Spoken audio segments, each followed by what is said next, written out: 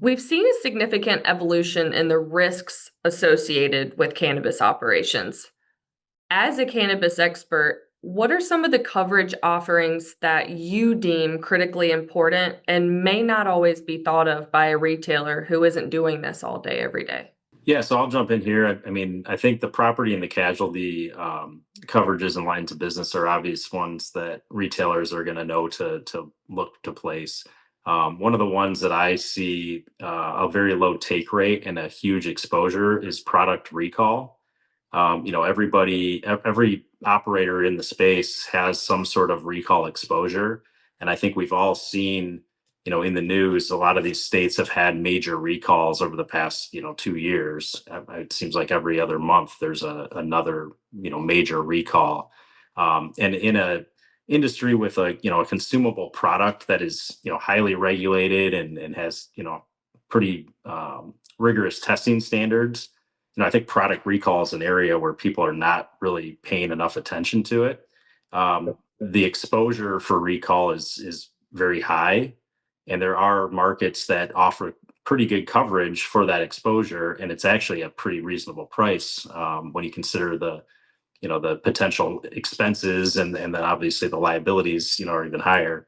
So that's an area that I think needs to get more attention from retailers. And I understand with the market the way it is, a lot of the cost cutting measures they're looking at, more coverages that are you know more optional. I would say that's what the operators are kind of looking to cut, but I think it's a big mistake.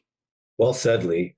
And I'd like to see a push from the retailers and the wholesalers, honestly, to demand more of that coverage. Like, I'll give you a Canasher example.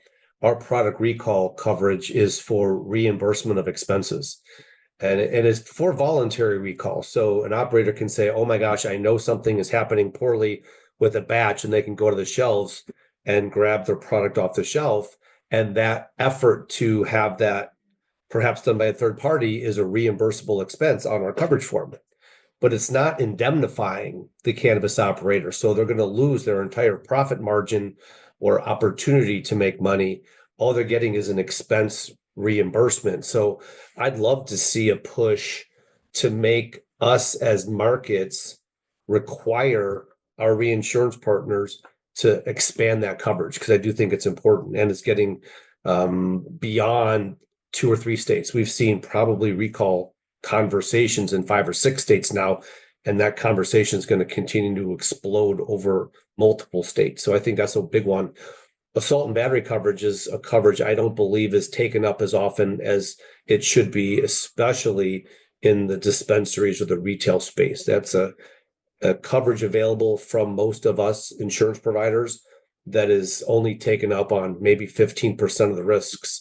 And that's a surprise, because we know from a claims conversation, which I know we'll have later in the flip the cap today, will be claims activity, but it's thefts and vandalisms, and that often can be right in front of an employee. And when that happens, the assault and battery from that third party is a legitimate coverage concern and not being taken up. That's available, surprisingly. Another push I'd love to see from the retail and brokerage community is to demand more off-site power surge protection coverages. It's a very standard market coverage available, and it's not being offered for the most part from all of us cannabis insurance providers. Obviously, part of that is because of the excess and surplus markets approach that we take. But I think there's an opportunity to have a swell, the rising tide raises all boats. If there was a bigger conversation coming from the community to say, we believe that coverage is necessary because here's the claims that aren't getting paid, I think that would be a fascinating case study to how to improve an insurance offering. Yeah, and I agree with you totally there, Jim. As a broker, I'm getting a lot of requests for utility service, off premise utility service damage, and you're right, it's not available. I have seen some very small sublimits that can be added for really large accounts, but we're talking like a $25,000 sublimit. Yeah. That's just not going to be enough. So yeah, that is an area that I would love to see some development. What Yeah. about EPLI? Yeah, I'd say EPLI coverage. I mean, it's for dispensaries, I think a lot of them are starting to purchase it from what I'm seeing. I don't think everybody is, and every one of these operators has a major exposure there. So that's another line of coverage that I think is super important. And I mean, honestly, one wrongful termination claim or lawsuit can really, do some damage to your bottom line. So, a lot of times it's, you're purchasing it really for the defense coverage, more than anything.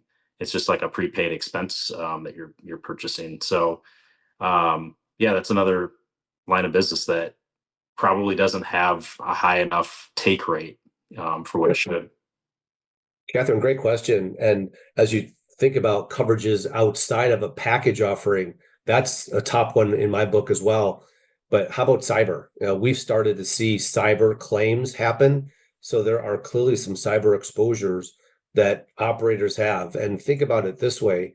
Not only do you have dispensaries on the cannabis side, but there's also in our related world, there's the hemp and CBD operators that are transacting business interstate because they can. The Farm Bill of 2018, I believe is the last one, allows these operations to be completely outside the regulatory environment of THC cannabis risks. So they're transacting business over the internet and collecting and data from clients and customers, and gosh knows that those have been breached.